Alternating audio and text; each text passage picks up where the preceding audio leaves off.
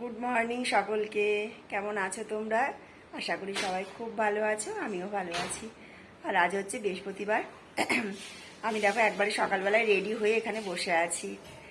আজ যাবো হচ্ছে আমরা জগদ্ধাত্রী ঠাকুর দেখতে সবাই, তার জন্য রেডি হয়ে নিয়েছি। আর এখন বাজে 7:30, 7:30 পুরো বাজেনি। আজকে বৃহস্পতিবার যেহেতু ঘরে অনেক সকাল সকাল উঠে ঘরে স্নান পুজো টুজো সমস্তটা সেরে নিয়েছি। এবার বেরোবো, আর যতটা পারবো তোমাদের সাথে শেয়ার করব। আর কোথায় যাচ্ছি সেটা তো তোমরা নিশ্চয়ই বুঝতেও পারছো।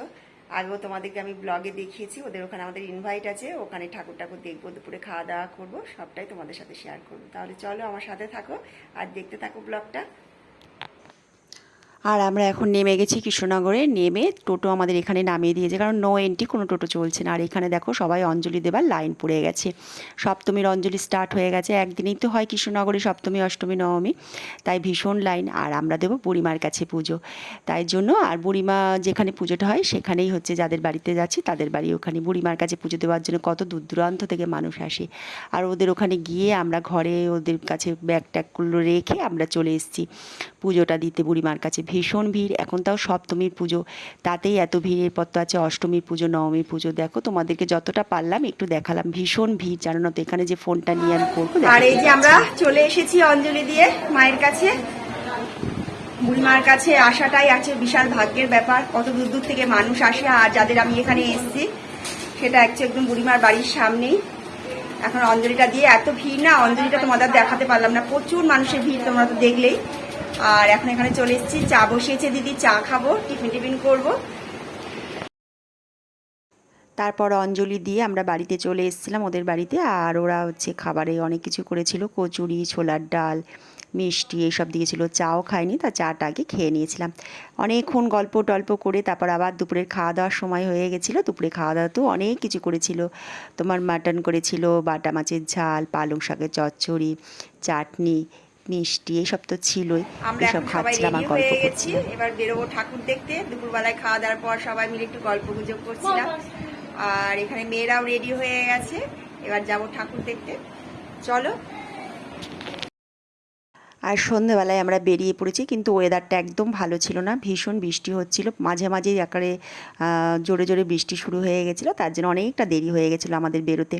সবাই মিলেই একসাথে বেরোলাম। আর যেহেতু বললাম টোটো চলছে না, হেঁটে হেঁটে দেখতে হবে। আর আমাদের রাত্রেও ফিরতে হবে, পরের দিন মামন মোনায়ের অফিসের কাজ, তোমাদের দাদার অফিসের কাজ, সমস্তটাই ছিল, তাই ফিরতে আমাদের হতো। ওরা অনেকবার ধরে বলছিল রাত্রে থাকার জন্য, কিন্তু রাত্রে আর থাকা হয়নি। আর কিছু ঠাকুর তাই তোমাদের সাথে একটু শেয়ার করলাম। কি সুন্দর জগদ্ধাত্রী ঠাকুরগুলো। আমি এই নিয়ে 3-4 বার আসছি। এখানে মায়ের যে কী দৃশ্য, সত্যি দেখার মতো। যারা এসছো কৃষ্ণনগরে জগদ্ধাত্রী ঠাকুর দেখতে তারা তো জানোই, খুব ভালো লাগে। মাকে পুরো অলংকার দিয়ে ভরে দিয়েছে। আর মায়ের মুখগুলো মানে দেখে মনে হয় সত্যি মা রূপময়ী, মনে রাজরানী বসে আছে। আর ওখানে আরও একটা মা জগদ্ধাত্রী দেখেছিলাম, সেটার হচ্ছে একদমই অন্যরকম রূপটা ছিল। মনে হচ্ছে মা স্বয়ং যেন ওখানে এসে বসে আছে। অলংকার বেশি পরায়নি, তবু যেন কত সুন্দর লাগছে, চোখে ফেরানো যাচ্ছে না। আর ওখানে মেজোমাকেও দেখেছিলাম, মেজোমাকেও খুব সুন্দর লাগছিল।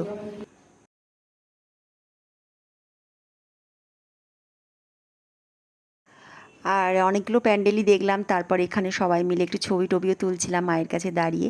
এখানে পুরোটাই আমার ভয়েস ওভার দিতে হচ্ছে, বুঝতেই তো পারছো। এখানে ঢাক বাজছে আর তোমার হচ্ছে গান বাজছে, যার জন্য মানে ভয়েস ওভার না দিলে কোনো উপায় ছিল না। আর এত সুন্দর সুন্দর প্যান্ডেলগুলো করেছে না, কি বলবো, খুবই সুন্দর।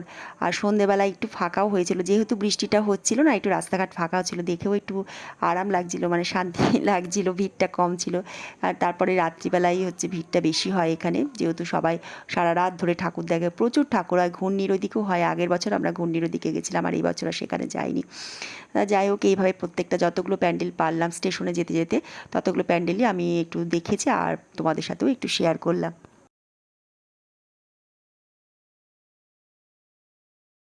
আর এখানে একটা প্যান্ডেল দেখতে এসেছি। এই প্যান্ডেলটাও না ভীষণ সুন্দর করেছে, কিন্তু বৃষ্টি হয়েছে যে মানুষজন ভেতরে যেতে পারছে না, মানে কাদা হয়ে গেছে। আমরা একটু সাইড করে দাঁড়িয়ে প্যান্ডেলটা দেখলাম আর ঠাকুরটা দেখলাম। তারপর অনেকটা রাত হয়ে গেছিলো, আমাদেরকে ফিরতে হবে, তাই ট্রেনে চলে এসেছিলাম। আর এখানেও ভয়েস ওভার তোমাদের দিয়ে দিলাম। তাহলে এখানেই রাখছি। যদি ভিডিওটা একটু ভালো লাগে তাহলে লাইক